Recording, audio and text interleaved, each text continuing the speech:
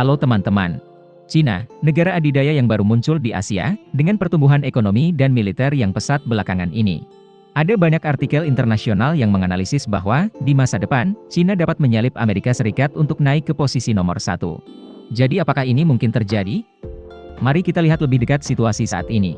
Dan perbandingan dengan metrik tertentu dapat diprediksi. Ayo kita cari tahu bersama. Pertama, kami akan membandingkan apa yang tersedia. Mengenai wilayah, dalam video sebelumnya, ada beberapa kontroversi di antara penonton, ketika kami mengatakan, Amerika Serikat memiliki wilayah terbesar ketiga di dunia dan Cina menempati urutan keempat. Jawaban kami adalah, kedua belah pihak benar. Dalam hal luas total, termasuk perairan dan pulau-pulau di perairan pedalaman, Amerika Serikat lebih besar dari Cina. Dengan luas total 9.834.000 km persegi. Namun, jika hanya luas daratan yang dipertimbangkan, tidak termasuk air di sungai, danau, dan perairan pedalaman, Cina lebih besar dari Amerika Serikat. Catatan, bagian Cina tidak termasuk Taiwan dan wilayah yang disengketakan dengan India. Selanjutnya, tentang populasi tidak kontroversial. Cina menempati urutan nomor 1 di dunia, dan 4,3 kali lebih tinggi dari Amerika Serikat. Di mana, usia kerja menyumbang 82%, Amerika Serikat adalah 62%. Dalam hal sumber daya alam, Cina menempati urutan ke-6 di dunia dalam hal kekayaan. Negeri ini memiliki tanah yang sangat subur.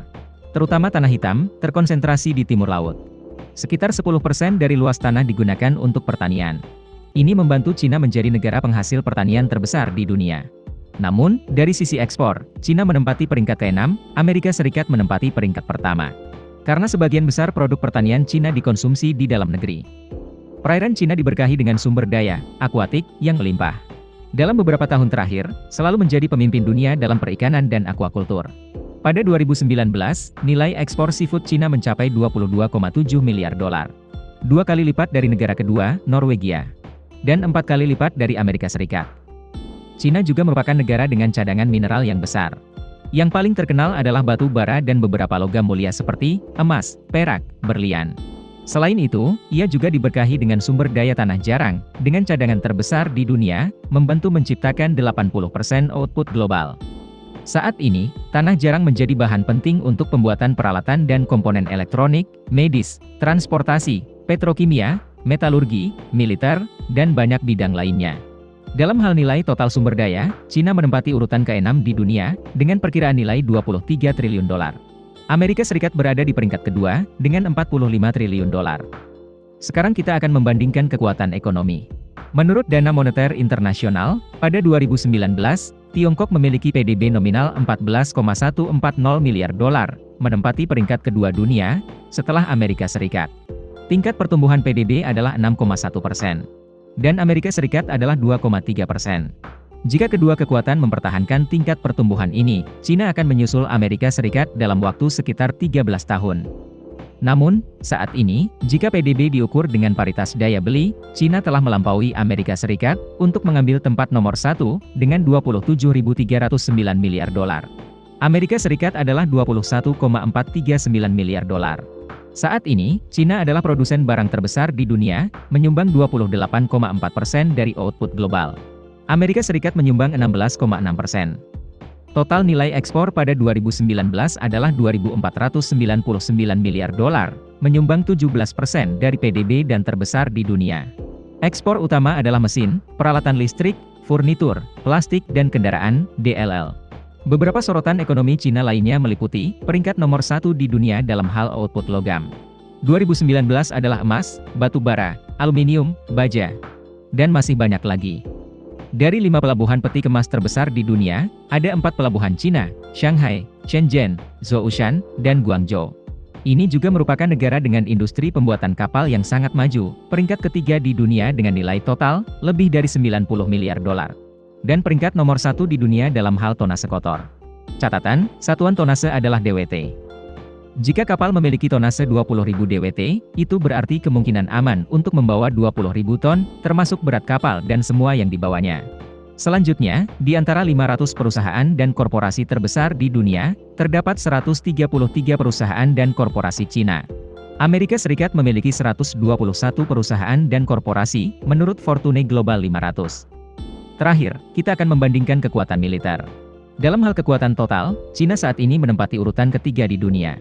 Secara khusus, hal-hal yang mengungguli Amerika Serikat antara lain, jumlah pasukan reguler 2.183.000 orang, Amerika Serikat 1.400.000.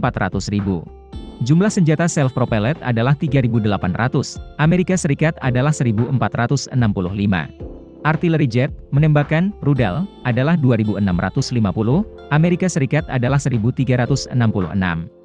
Mengenai kekuatan armada Angkatan Laut, meskipun Amerika Serikat menempati urutan tertinggi dalam kapasitas tempur, dari segi jumlah kapal perang, Cina lebih unggul, dengan 777 kapal. Amerika Serikat adalah 490. Itu termasuk 2 kapal induk, 52 fregat, 36 kapal perusak, 50 korvet, 74 kapal selam, 220 kapal patroli, 29 kapal penyapu ranjau, sisanya adalah jenis kapal lainnya. Anggaran pertahanan Cina menempati urutan kedua di dunia, tahun ini. Pada 237 miliar dolar dan secara konsisten selama 20 tahun terakhir, itu tumbuh sekitar 15% per tahun. Cina bertujuan untuk menjadi kekuatan angkatan laut global, yang mampu bersaing dan menguasai laut jauh.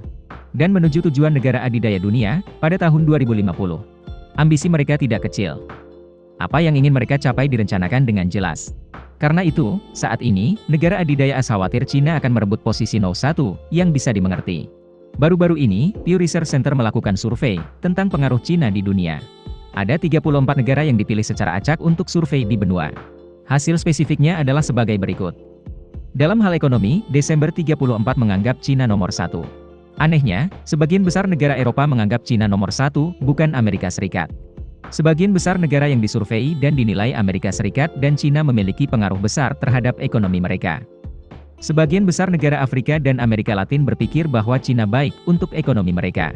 Tarif berkisar dari 83% di Nigeria, dan 54% di Argentina. Mengenai menyukai Cina, 40% dari 34 negara menilai mereka menyukai Cina, 41% tidak menyukainya, sisanya bersikap netral. Peringkat paling positif berasal dari Rusia, dengan 71%, favorit. Nigeria 70%, dan Lebanon 68%. Mengenai militer, sama sekali berbeda dengan ekonomi. 58% negara yang disurvei mengatakan bahwa peningkatan kekuatan militer Cina mengkhawatirkan mereka. Hal ini paling terlihat di Jepang dan Korea. Dengan rate 9/10, ratingnya mengkhawatirkan. Mengenai Presiden Cina, 45% mengatakan bahwa mereka kurang percaya pada pemimpin Cina dalam urusan dunia. 29% dinilai sebagai kepercayaan, sisanya tidak berkomentar. Di antara negara-negara yang kurang percaya pada Cina adalah Amerika Serikat, Kanada, dan negara-negara Eropa Barat, yang rata-rata mencapai lebih dari 60%. Jika Anda ingin mempelajari lebih lanjut tentang survei ini, kami akan menempatkan tautan artikel di bagian atas deskripsi. Video berakhir di sini. Terima kasih semua untuk menonton dan menyukainya. Jika menurut Anda videonya bermanfaat, beri kami suka dan berlangganan saluran untuk mendukung kami. Sampai jumpa dan sampai jumpa lagi.